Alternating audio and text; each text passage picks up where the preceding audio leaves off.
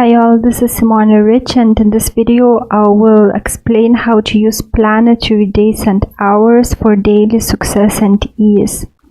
Each day is ruled by a specific planet.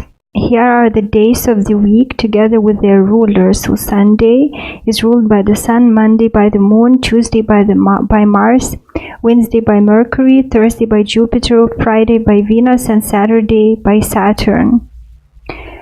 The names of the days came straight from the planets that ruled them, who were considered gods in ancient times. So, for example, Sunday is ruled by Sun God, the planet Sun, the luminary Sun, Monday by Moon God, and so forth. Each hour is ruled by a specific planet also. You can find out which particular hour is ruled by what planet by following the steps detailed in William Lilly's book Christian Astrology, available for free. I did not link the book, but you can find it on archive.org. Just Google William Lilly Christian Astrology archive.org and you will get his book for free. So beginning from the page 482, he describes how to calculate planetary hours, and you can also check the tables from the page 474 if you want to manually calculate the hours. Or you can simply go to websites such as lunarium.co.uk to know what planet is ruling what hour on a particular day of the week. Just don't forget to change the default location for accurate results. But to put it shortly, the way to calculate planetary hours is this. You simply pay attention to what day of the week today is. So for example, if it's Friday, then you know that it's the day of Venus because you refer to this list and you know that Friday is ruled by Venus. It means that on Friday, Venus is always the ruler of the first and 8th astrological hour of the day. Astrological hours are more accurate than the hours we use on a daily basis. These time units vary in length each day. You get astrological hours by dividing the time from the sunrise to the sunset into 12 equal parts. And also to know the night hours, you divide the time from sunset to the next sunrise into 12 equal parts.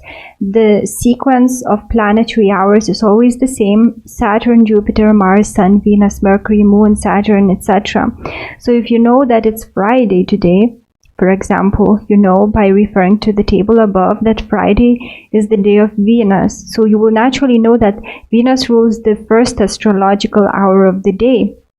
So then starting from the first hour at sunrise, you will get this sequence of planetary hours on Friday. First hour is the hour of Venus, then Mercury, Moon, Saturn, Jupiter, Mars, Sun, Venus, and so forth. Here is the diagram explaining the sequence of the days of the week and giving more information about the 7 planets ruling our days. So as you can see, if we start for example from Saturday, you go like this: Saturday, Sunday, Monday, Tuesday, Wednesday, Thursday, Friday, back to Saturday. And as you can see, by following the rays of the star, you will get the right sequence of the days of the week. But also if you look at the planets on each tip of the star and go clockwise, you will notice that the planets are in the order of their movement through the zodiac, which is the same as the order of planetary hours. This order also agrees with the order of planets as seen from the Earth. So, for example, you can see Saturn, it moves the slowest through the zodiac. Then Jupiter is a little faster, Mars is faster, Sun is faster, even more faster than Mars, and then Venus and Mercury moves at around the same rate as the Sun, but they also retrograde. So you can see that this order is not just made up by some person, because it's also if you look at these planets arranged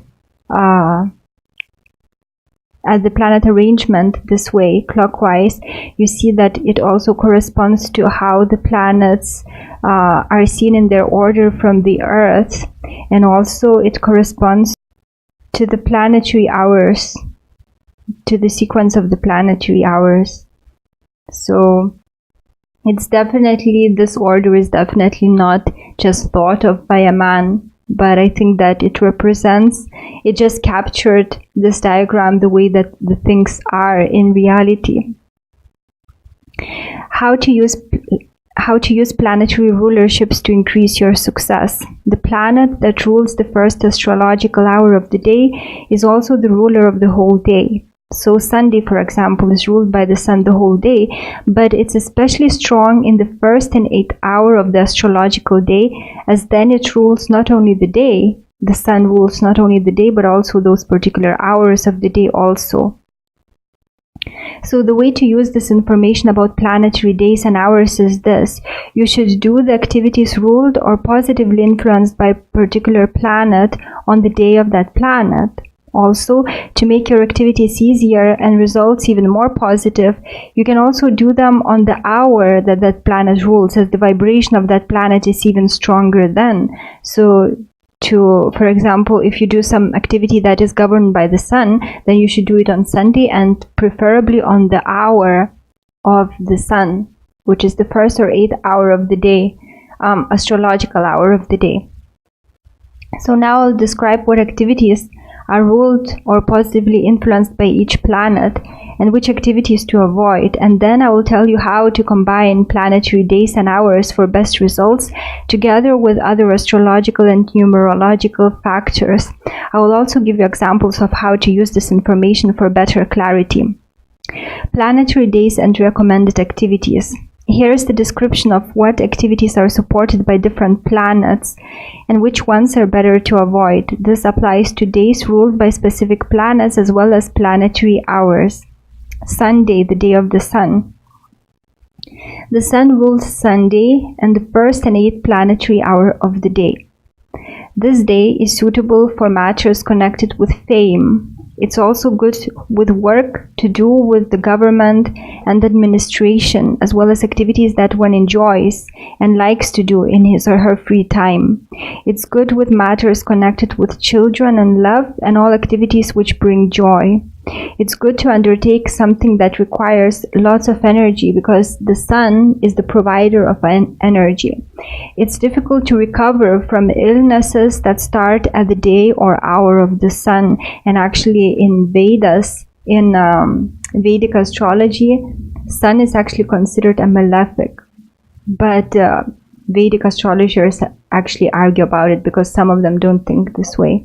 But usually the illness that starts on the hour or day of the sun is quite difficult to heal. It's a day that's good for asking something from people of high achievements, like famous people, or people who are have achieved great heights in their careers and so forth. It's a favorable time for establishing communications with such persons. Now Monday, the day of the moon. You should avoid buying pets at this time or going to see your doctor. It's best not to begin any building work or lend money. This time is good for making food, eating, flirting, sending children to school. It's usually a favorable time to start traveling and to find out who caused some problem in your life. It's also a great time to go abroad, but it's best to return on another hour or day. It's a great time to stay at home also and do some kind of homework like cleaning or decorating. It's favorable for women, and also I should have added children, and also for doing activities traditionally associated with women like some homework or also something connected with fashion and beauty. Tuesday, the day of Mars. This is a day of danger and caution. It's best during it not to take any important action. It's bad for journeys and it increases the possibility of accidents, experiencing violence, or getting robbed. If your natal Mars is afflicted, it's best to avoid doing anything that has the possibility of hurting you, like driving, as you might get into an accident, and especially work involving metals, since Mars rules metal. Also avoid working with machinery and handling sharp objects. It's a day favorable for war and competitive sports or any other warlike activity, like aggressively going for what you want in business, for example. It gives you the energy of aggression, and this can sometimes be used constructively. If Mars is favorably aspected in your natal chart, you might act on this day if the activity needs the force of aggression, such as fearlessly going into some great business deal or doing something dangerous, as it will provide you with courage. So it might even be used to ask someone you like out if you lack courage on other days. But if your natal Mars is afflicted, then you are likely to get hurt on this day.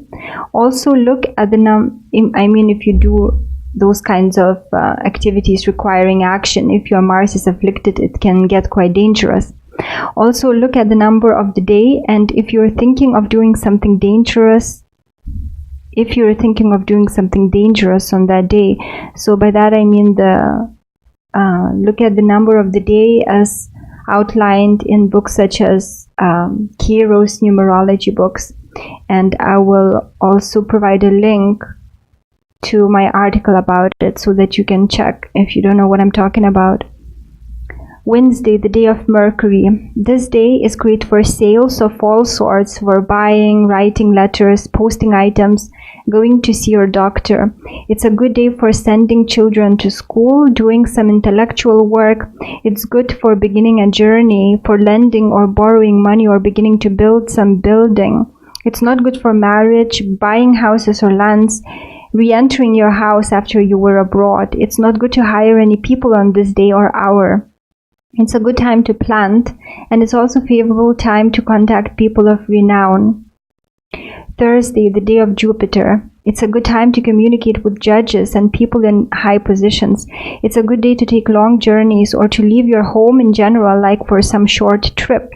It's also a favorable day to sow seeds and to plant.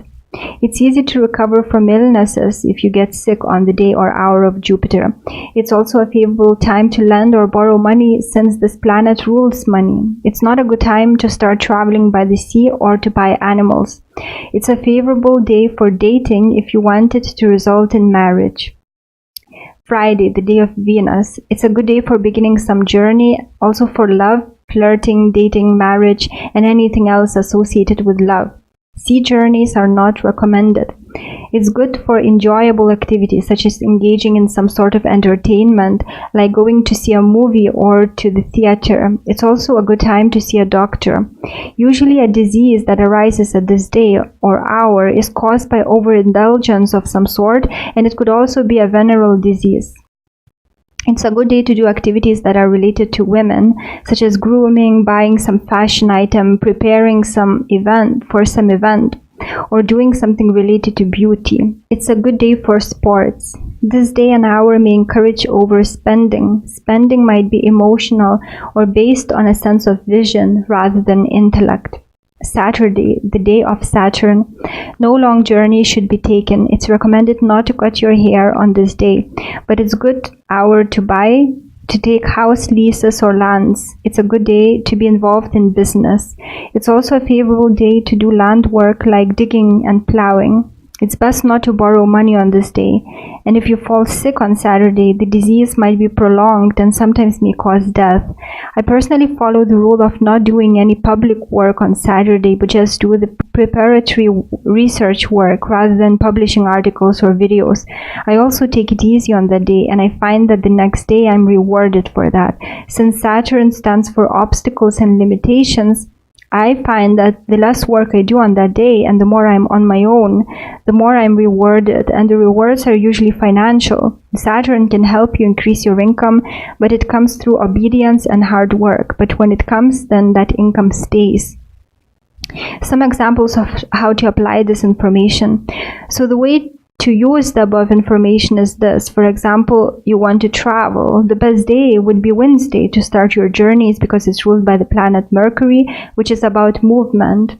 And if you want to make sure the journey is successful, start it at the hour of Mercury also. again, Mercury would rule the 1st and 8th astrological hour. As you may know by now, astrological hours start being counted from the sunrise. But what I would also personally do is to look at the number of the day as well, as described in, again, I did not link this article, but I will provide a link in this video and below the video. Then if the number of the day is favorable, I would definitely travel then. And so the same thing applies to anything else, like, for example, if you want to start writing a book, that's of course going to be in the domain of Mercury, which means that you should start writing a book on Wednesday, and also best to do so at the hour of Mercury, which would be the 1st or 8th hour of the astrological time. And so, for example, if you want to do some kind of business transaction, business is ruled by Saturn. So again, you would probably have to choose Saturday, and the hour of Saturn is the 1st and 8th hour of that day, astrological hour of that day. So these are the best times to take action about some kind of business transaction. So continuing from the article, also it's wise to check your natal chart too, to see if you have any oppositions to the planet Mercury, which we talked about in terms of taking journeys. That would make you accident prone, or any afflictions to the 3rd or 9th house ruling journeys.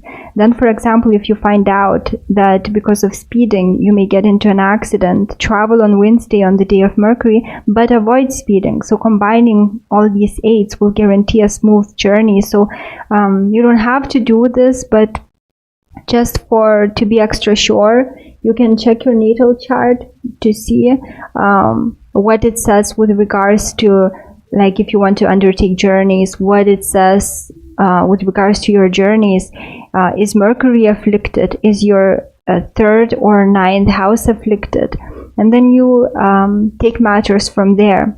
Also, if you want to really make sure the journey would be successful, it's also good to look at current planetary transits to make sure nothing obstructs the journey.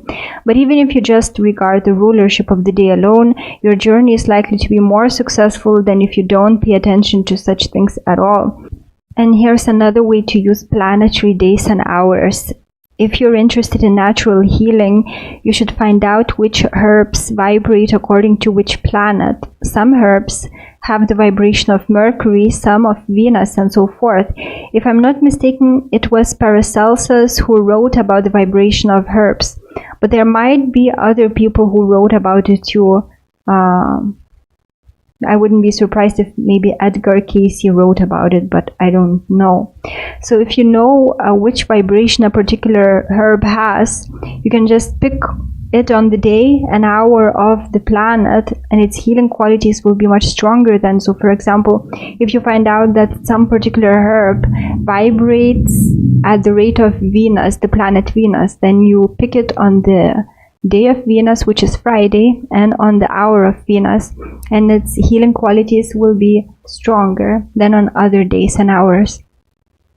So to apply this information, you should simply look at which activities a particular planet supports and do them on that day, and make sure you avoid doing activities that the planet might disrupt, like taking journeys on the day and hour of Saturn. So as you can see, our days are influenced by a variety of factors. Which planet rules a particular day, what planet rules a particular hour, what transits are taking place now, and what fixed energies of your natal chart show, what's your number and what's the number of the day. All of this and much more influence us on a daily basis. If we understand this language of stars and work accordingly, we greatly increase our chances of having successful and easier days than those people who take no interest in such matters. If this information seems overwhelming for you, simply start by paying attention to planetary days. Then you may choose to look at the number of the day, planetary hours, and only later to your natal chart, transits, and other considerations like personal numbers. So little by little, you will be able to fully use all these indicators without feeling overwhelmed. The most important thing is just to start from somewhere. It's easier to get a suntan when the sun is out, and it's best to travel on a day when it doesn't rain. So by understanding the indicators mentioned, you increase the chances of doing your activity with least obstructions. So that's all I wanted to share in this video. Thank you for watching. Take care.